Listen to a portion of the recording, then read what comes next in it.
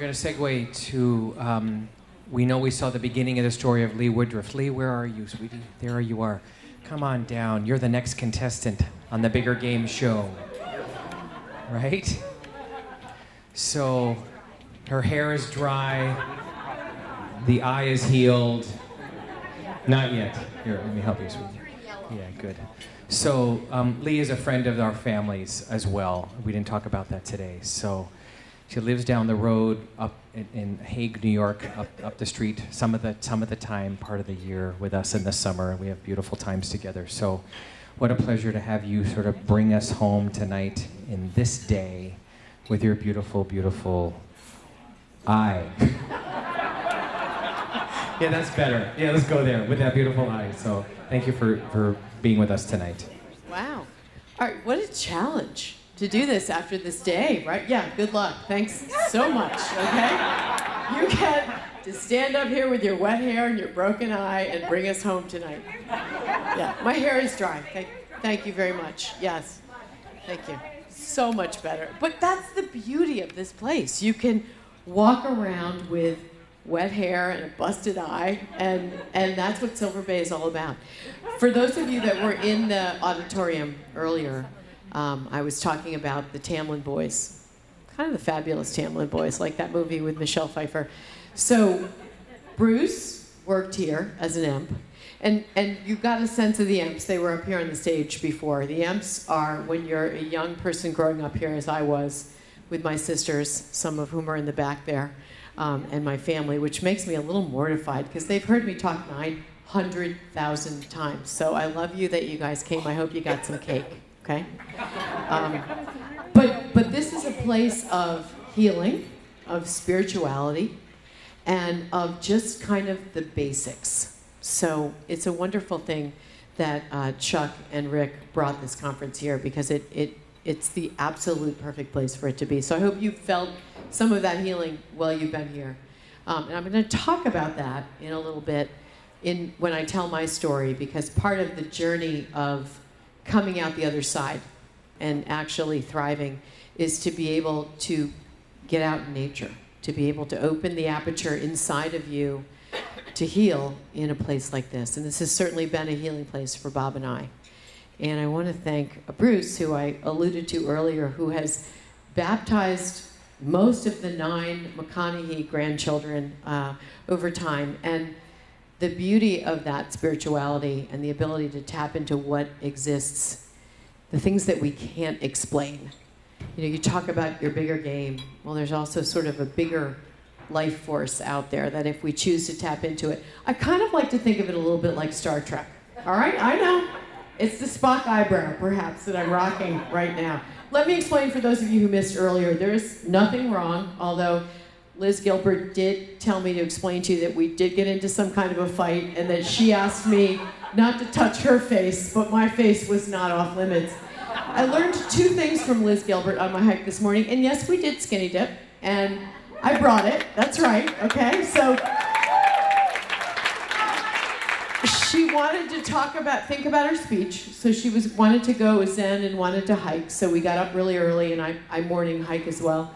And I took her up to James Pond, and I don't know if you've had a chance to hike up there, but this place is just full of amazing, wonderful experiences, and the hiking trails are one of them.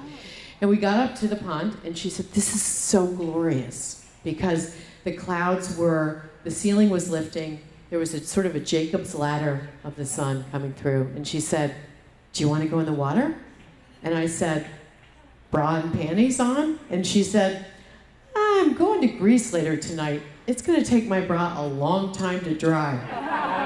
I said, "All right, let's do it." And I thought, well, good Lord, if Bruce Jenner can turn into a woman at 60, what am I worried about showing this old hull of a ship to another woman? So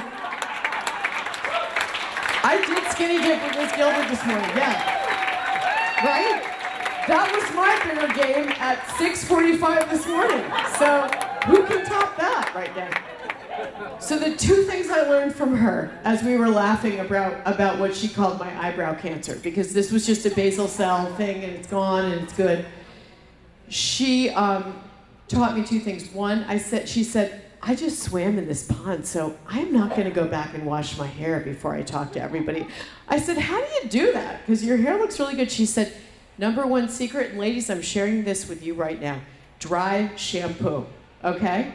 I emailed myself when I got home and said, go to CVS and buy some dry shampoo. It could save your life. And the second thing that she said and emailed me and my sister Nan, who was kind enough to host dinner last night, was, remind everyone that I said you've got eyebrow cancer and we need to come up with a ribbon color for that because nobody is yet designated. And she taught me that you could, she said, tell them that I attacked your face and you got me with a phone book in a pillowcase. And I said, what? She said, that's what happens if they want to kind of break a few ribs but not have any evidence. So 2 things from Liz Gilbert, right? You guys thought she was all high and cool and spiritual. She is taking people out with phone books and pillowcases. I just want you to know that, all right? That's how I'm ending it tonight, okay? Take her down, because she's on a plane to Greece and I'm not.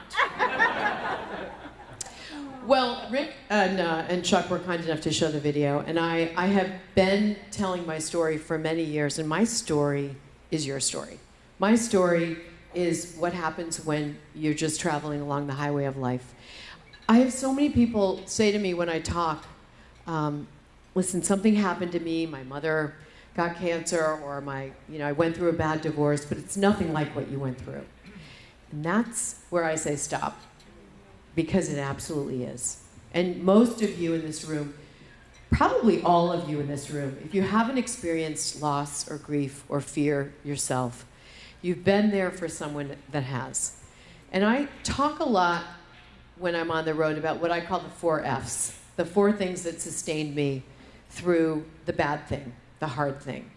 And that could be the phone call in the middle of the night, which is essentially what I got when my husband was injured in Iraq. Or it could be the slow burn. It could be that thing that's on your eyebrow that you're not sure feels right, and then it becomes this, and then you move down the diagnosis, and it becomes this, and you understand the way life is going to unspool.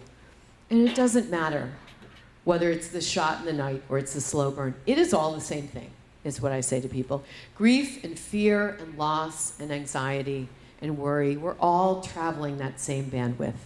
We're all talking about the same stuff. I thought it was great when Liz talked this morning about fear, and she described it sort of as being in the back seat and not being allowed to be the backseat driver. Because I think so much of going through the tough stuff, and the tough stuff is the stuff that makes you stronger. So you go through those experiences and you wonder, how the heck am I going to survive? And each of us has a different way to cope. We have our own mechanisms to get through something.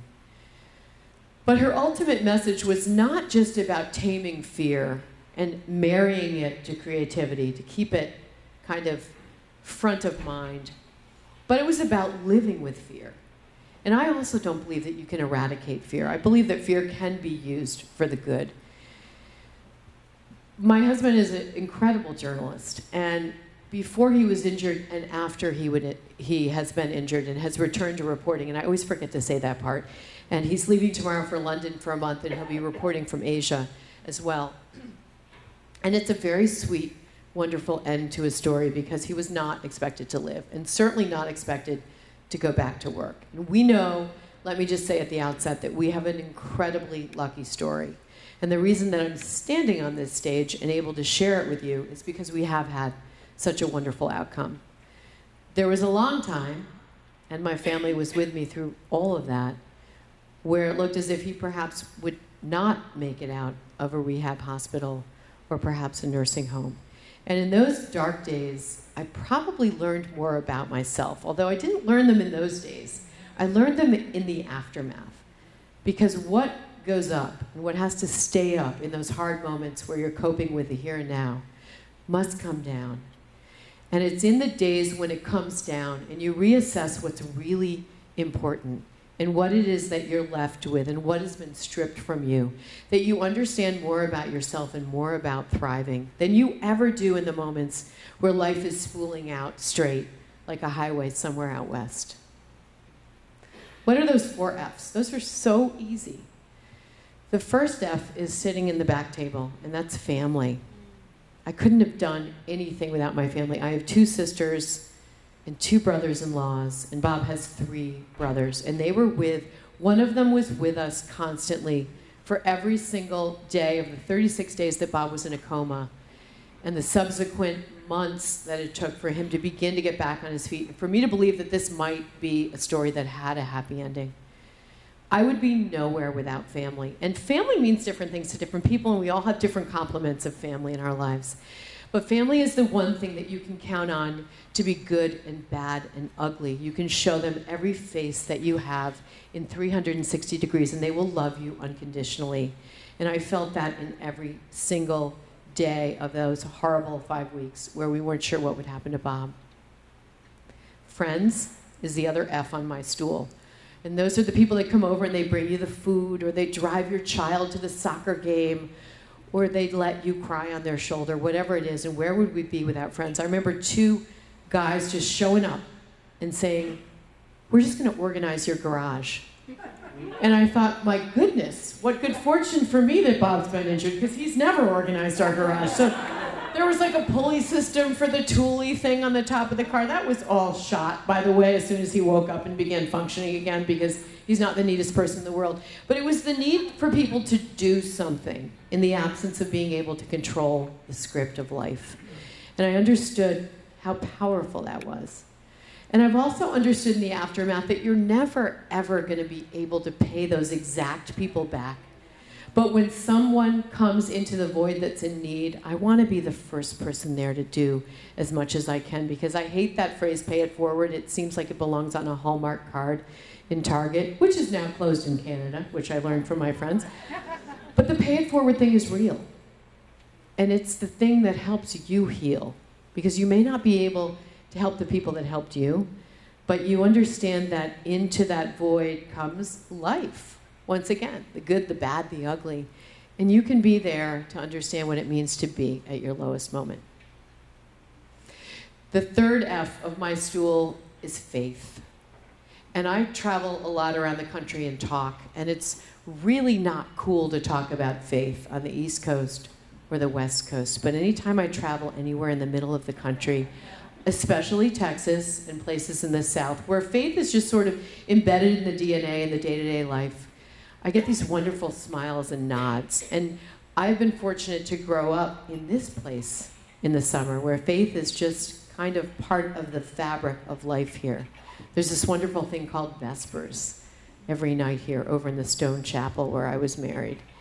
And it doesn't have to be the big F, the big commit yourself to one particular genre. I believe we're all talking about the same thing. Buddha, God, Allah, Yahweh, whatever it may be. There's a power that's bigger than us.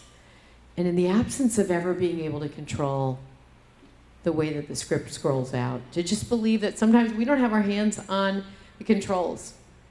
That the M word, the miracle word, which no one wanted to hear in the hospital, when I would look at them and say, well, maybe my husband could have a miracle. Maybe he will wake up. How do you know? Nobody knows anything about a traumatic brain injury. We don't know anything about the brain. It's such an individual thing when you're injured with a head injury. So much of it depends on who that person is and what they had going into it and the area of insult and so many intangibles. And there's no faster place to beat the hope out of you than a hospital, especially in ICU. So to be able to have that faith and to say, you don't know my husband. You don't know my sister. They're a fighter, and they have so much to live for. And to have the core foundation. I say to my kids, I have 4 children, the last 2 just got confirmed, and I say, I don't care what you do after this, but I've given you a foundation of faith. And you can become whatever religion you want, or you can turn your back on your religion. But somewhere in there is a little cement square that you've built that you may need someday. You may need to construct something on that. And I talk about my own faith, which has been, dormant and ignited through my life, as so many people's have. And in the absence of knowing anything, and deciding not to talk to God, actually, for the entire time Bob was in his coma, until the very last day before he woke up, when I had nothing else at my disposal, so I literally said my first prayer, because I was a little pissed off. Can I just tell you? I was very pissed off. I thought, really? We're a a good family. This is a man who loves his children, is a great husband. Could you go over to like Bin Laden's house and maybe make this happen to him perhaps? But life doesn't work that way. And it took a long time for me to process that it wasn't because I had said something mean about somebody in 6th grade in the locker room. That life is just random. And really, as I said earlier today, it isn't about the thing that happened to you, because you can get stuck in that groove of the 33 LP for a very long time. What you get to choose is how you respond. What you get to choose is how you go forward when the bad thing happens, and what you choose to do with your fear. That was a really freeing moment when I figured that out. The 4th F on my stool that held me up was funny. My family has the most inappropriate sense of humor. Come down to our house some night and you can, I challenge you, all right? Challenge. And they would eat Bob's, I haven't really told you the Bob story, but it's easy to find. And when Bob was hit by the roadside bomb reporting in Iraq, in order to really save his life with a head injury, what you really need to do when the brain begins to swell is take the skull off so that you save those brain cells. And so immediately, the incredible military medics, the docs and nurses there, many of whom are reservists from your hometown, got Bob to the hospital made out of tents and run on generators, got 16 centimeters of his skull off, and it stayed off for the next 4 months until it could be put back on with a plastic prosthetic. So my sister Nan came up with the name Half-Head for him because we find it. So we would sort of say, come on, Half-Head, what are you doing today? And when someone's in a coma, you can say all kinds of things to them, right? You can talk trash about them, you can tease them.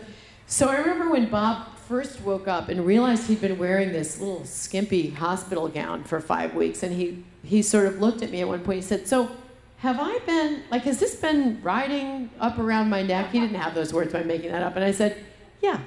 And no one's impressed, okay? So you just put your bad side. They've seen everything. It's all good, hon, all right? If you can't laugh, then you can't move forward. And I read something once, and it stayed with me forever. Gallows humor, that ability to laugh while you're going to be hung, essentially, is so important. Because what it does when you laugh at the thing that scares you is you take its power away from you. You take that noose off your neck because you put it in a box and it no longer controls you. And that's that thing about fear that Liz was talking about this morning. That's that thing about anxiety. So let's fast forward. Bob was gravely injured, not expected to live. It was a completely traumatic time. And I did what I needed to do. I reacted with an animal instinct, which was put it all out, focus only on hope, and let the incredible family members you have around you look at the CT scans, talk to the doctors, understand what was really happening. And until he woke up and we could understand what his baseline was and whether or not he remembered my name or remembered that he had twin girls who were 5 or any of that stuff, I was not going to jump into the worst case scenario. And that was the hardest thing I ever had to do. Because you don't know me yet, but I am a real type A. Okay, I'm masquerading as a type B when I'm up here, but I am a list-making, kind of knock it off the schedule kind of gal. So to just simply have nothing I could do but be in the moment was the hardest test I ever got. But it was the greatest thing in some ways that could ever happen to me, because it taught me that other thing that you can buy on the Hallmark card, which is just be in the moment. Because I had nothing else I could do. And one of the best pieces of advice I got was from someone who said to me, forget about going day to day. That's, bull noogies. You can't go day to day. That's 12 hours. That's way too long. Go hour to hour. And you get from 9 a.m. to 10 a.m., you pat yourself on the back. You just made it an hour through the day. And I have remembered that advice in tough times and shared that advice with people, because there are moments in your life, and some people succumb to them at critical points in their life, but there are moments in your life where everything feels so all-consuming that you don't know how you're going to take your next breath. And I've remembered to tell myself, just make it for the next hour, and you will be okay. And that was a survival tactic back then. I was looking for every tool in my toolkit to survive that I could. Well, Bob woke up. He woke up incredibly suddenly on the day after I had sort of just turned it all over and said, okay, I don't know what we're going to do. I'm going to be taking 4 kids to a nursing home, and I'm going to figure out my plan B. And plan B is sell the house, get a job with benefits, figure it out. You can do this.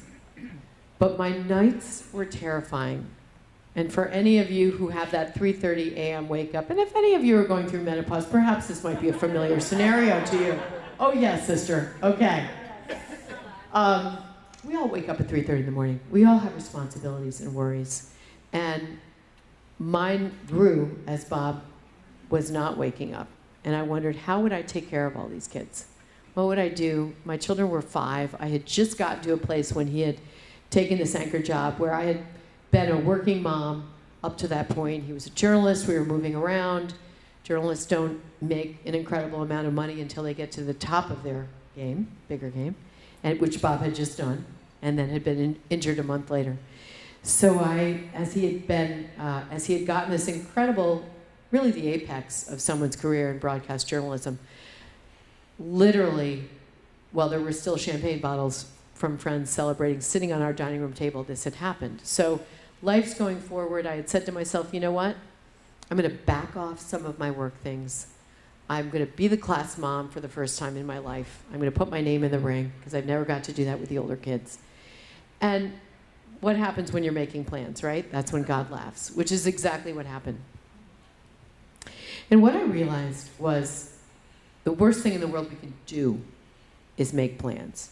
And the greatest thing we can do is be nimble in life. The ability for us to be able to take whatever the plan is that's thrown, or as my British friends would say, be fleet of foot, is the gift of life.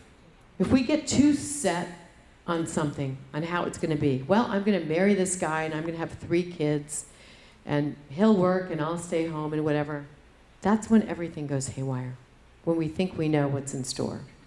So the gift of life is that moment by moment, which is really not easy to do.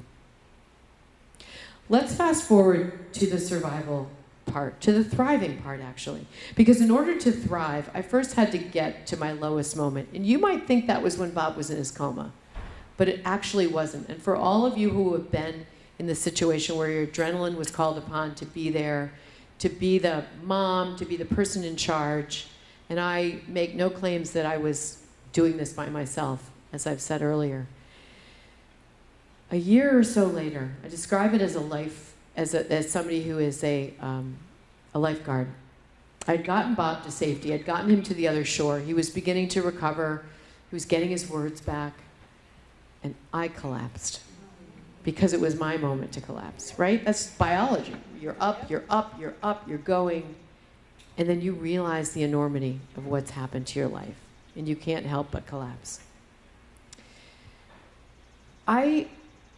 At a low moment, I have this incredible mom who is here, who all the Tamlyn boys know, and dad, who unfortunately passed away this spring, but was a force in all of the 3 McConaughey girls' lives.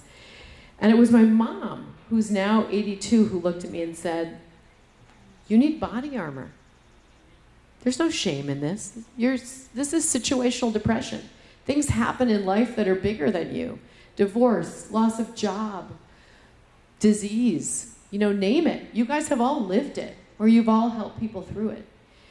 And she said, you need to get help. You need to go talk to somebody, and maybe you need medication. And there's no shame in that either. It's so important for us to recognize that mental illness is as much of an illness as the gross piece of flesh that was removed from my eyebrow, with my eyebrow cancer. I guess we can call it that now. It is a disease, and it is something that happens to human beings when we go through life. And my 82-year-old mom's ability to say to me, "Go get help," was sort of like a wake-up call, because we in America don't want to listen to words like that. We want to pull ourselves up by our bootstraps. We're weak if we need help. Go on medication for depression or anxiety? You must not be from pioneer stock. that was the thing that I needed to galvanize me, to get the help that I needed, to get those feet on the floor in the morning and get 4 little people out the door and still believe that the world is mostly a great place where random things happen to good people, but where the outcomes can be incredible because there is love, because there's a community of people like this one here at Silver Bay that will be around to support you forever. I got in touch with an incredible psychologist, and he was a man who had been a priest and had left the priesthood because he fell in love with a nun. So she left the sisterhood and they got married. And he had also been a counselor to veterans with post-traumatic stress.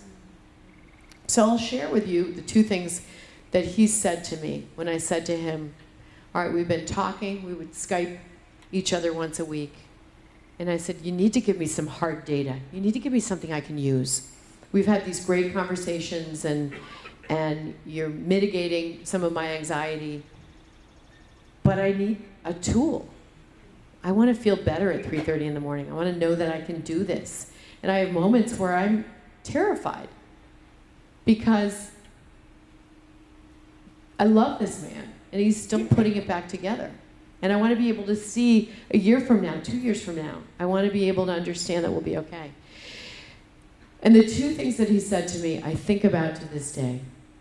The first one he said has everything to do with Silver Bay and everything to do with the hike that I took this morning and that I try to take almost every morning with one of my sisters or myself and my dog.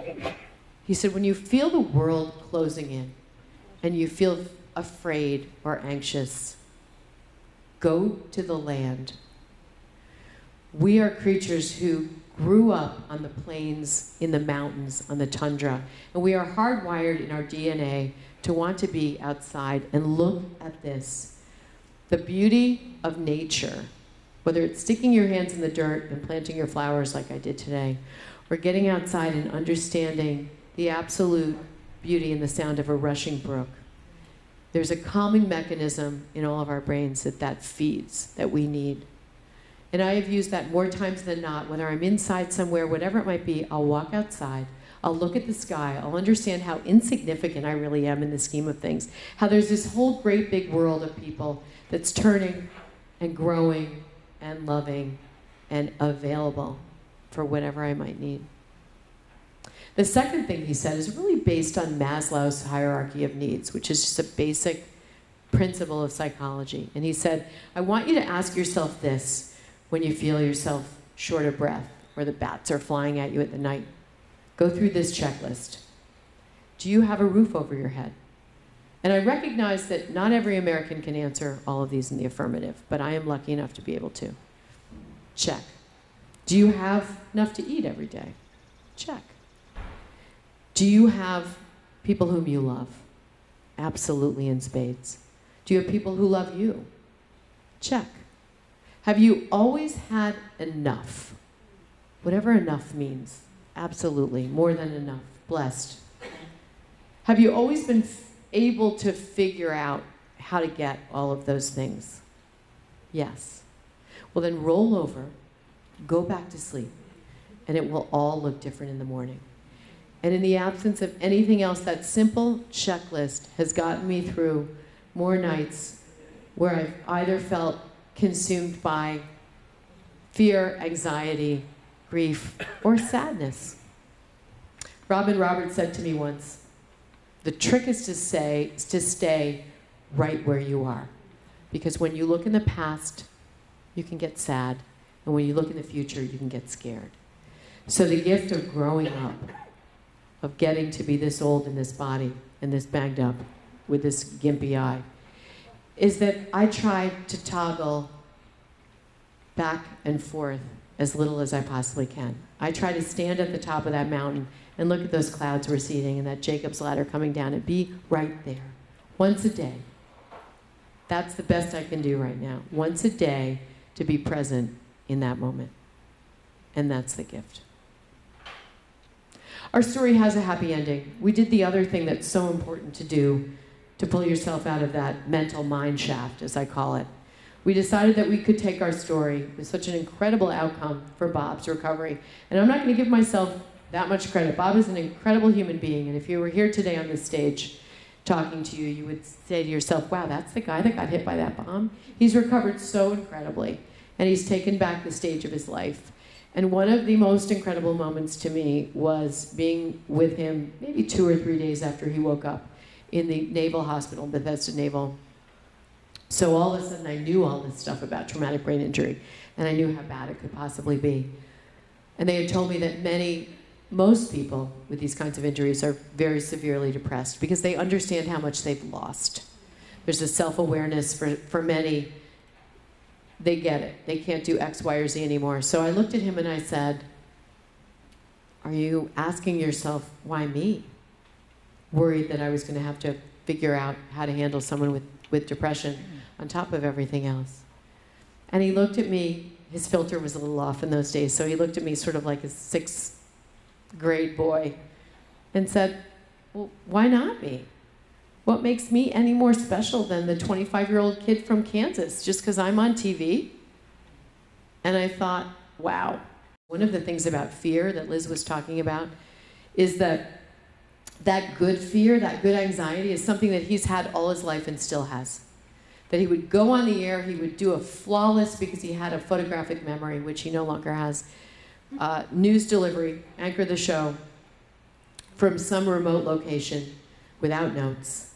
And he'd come back and he'd go, I could have done better. No, but that's okay. If you believe you're all that in a bag of chips, then you're going to be probably the most boring person in the room. If you always believe that you can just keep getting better, that it's never quite good enough, that there's always room for improvement, that's the thing that keeps you hungry. And when you're hungry, you want to learn, you want to engage, you want to expand your creativity. It's the best possible gift in the world to not believe that you're the greatest thing since sliced bread, which is one of the things I love the most about my husband. The last thing I'm going to say about fear is something I just read in a Vanity Fair article, of all things, by Sebastian Junger, who has been embedded for many times in Afghanistan and writes about war and has written a beautiful article about post-traumatic stress. And it's relevant to all of us because it's an area that we're going to be looking at a lot more. And those of you who are life coaches, who are bigger game certified or going out with clients, it's something that we will see much more in the caregiving area.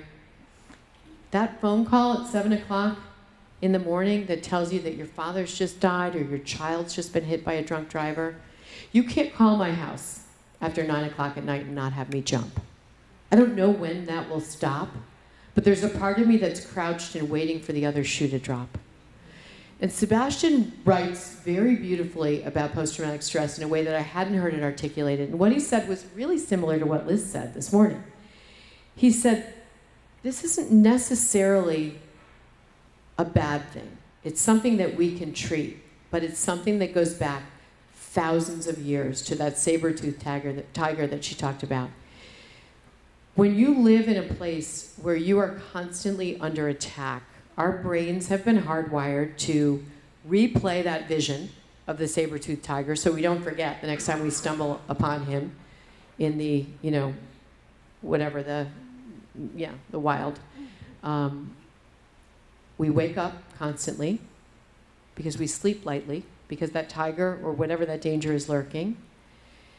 And we're on eggshells because we know danger is somewhere out there. The beauty of post-traumatic stress and whatever it is that we go through is we have ways to deal with it. And all of the hundreds of thousands of young men and women who have come back from these wars are teaching us in aggregate numbers, in more numbers that I wish we had, how we can treat it and how we can turn it around. What did I learn? I learned that out of your darkest moment, you've got nothing else. So that's the moment you reach for your wildly impossible possibility. So out of writing killer press releases and whatever it was to make money, I took our experience, and Bob and I started a foundation about 8 years ago, the Bob Woodruff Foundation. Our goal was to reward those small grassroots groups that are out there in all of your towns doing incredible work for our military service members who have returned from Iraq and their family members.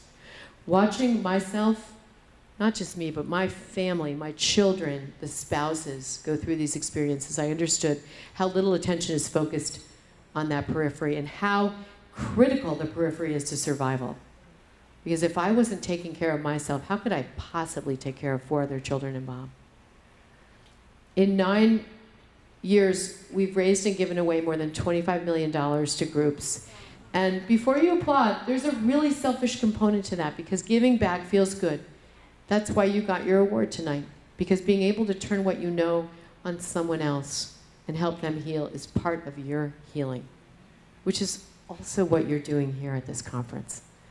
And I want to thank Chuck and Rick for recognizing that. Healing comes from looking beyond yourself. And when you make that leap from fear to creativity, to quote Liz again, anything is possible. So the thing I always thought I'd do when the kids grew up, write a book, I was finally able to do and went on to write 2 more. I got to use my voice to remind us all that there are people raising their hand to go into a war zone and put themselves in danger so that we can be here at this lovely place, in this lovely night. And that feels good. All of that feels good. So what's the gift of the bad thing? The bad thing is that you never can go any lower. Well, sure you can, right? Lots of things can happen to us, and they do. But when you touch the lowest moment in your life, you have nowhere to go but up. So when you take the bad thing that happens to you and you turn it into the trampoline, anything is possible. I want to thank you for listening to my story tonight, and I want to thank you for being here today, because you're doing something incredible. And when you leave here today, I know that you will take your bigger game to where you're going next. So thank you for bringing it to Silver Bay.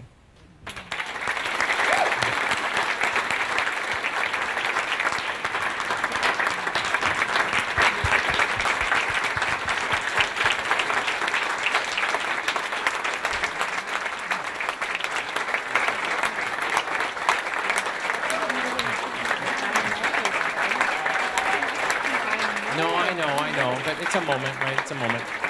I just like the best. I just want to touch it. So I know it was just a blip at the end of your talk. I just want to make sure I underline the foundation that they've created. The Bob Woodruff Foundation is remarkable.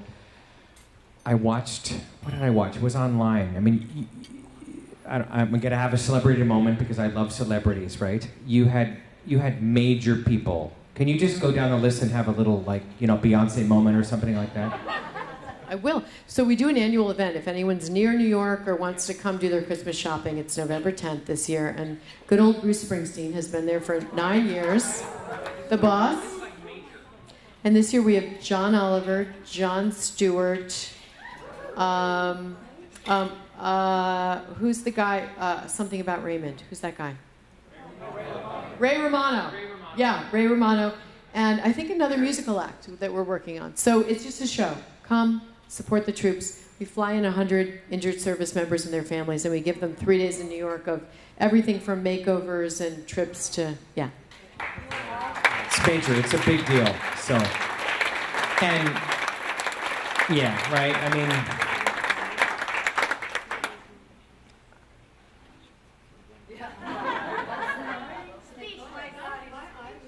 Yeah, I is speechless. So no, you get it. Another bigger game. There's so many versions of our work in the world. So what I love that you gave the context of it lives in all of us, right?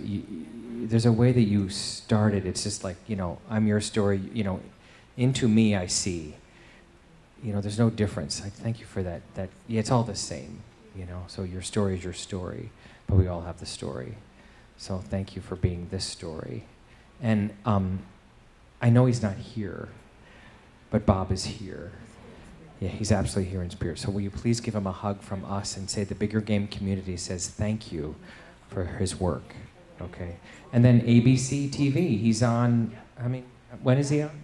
Well, you can't tune in and see him at the same time every day, but he's on, Nightline, Good Morning America, Evening News, so. Kenny, It's a very personal moment. I wanna meet Robin Roberts. Is that possible? It is totally possible, but can I just tell you, she is as genuine and as awesome as she seems like she is. She is that person. This is a very personal anybody watch ABC TV Morning, right? You know. Okay, good. So Robin Roberts is an amazing personality. So thank you, sweetie, so much. Okay, good. Thank you.